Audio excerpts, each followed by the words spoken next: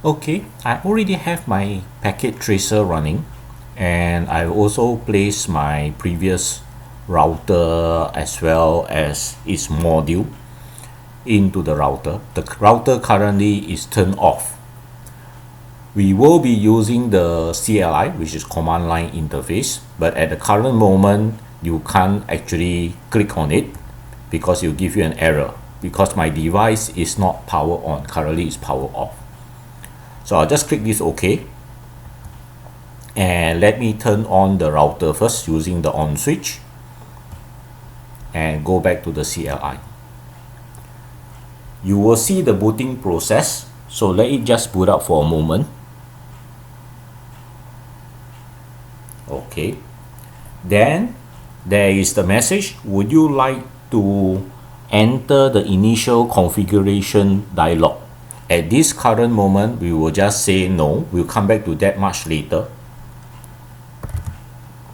and hit enter, and of course press return to get started.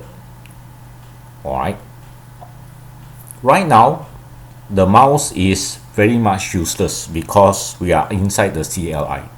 Think of it something like your command prompt in your Windows. This is your command prompt, right, which is actually a router followed by the greater than sign. Okay, by default you will actually enter into the user mode, normal user mode. And how do I know that I'm in the normal user mode? Is you look at the last symbol is a greater than sign. Okay, there is a help feature inside the router, okay, which you can use by typing in the question mark. So these are the execute command that is allowed as a normal user.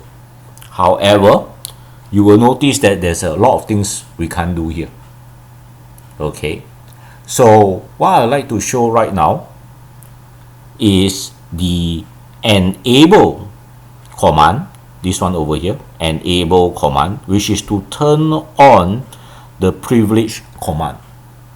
So I'm just going to type enable and hit enter.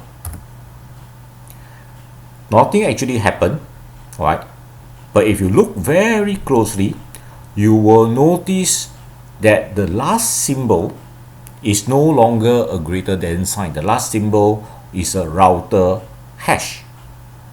The hash actually represent that you are in a privileged mode, a privileged user. Okay, and if you hit the question mark, which is the help, you will notice that the list of command actually change. So there are certain commands that only can be executed inside the privilege mode. However, there is another mode called the configuration mode. It's up here, the configuration mode. You can type the whole word configure, or you can just type config.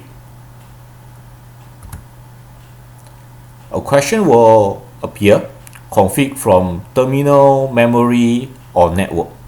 And the block bracket here, you see the word terminal means by default it is terminal.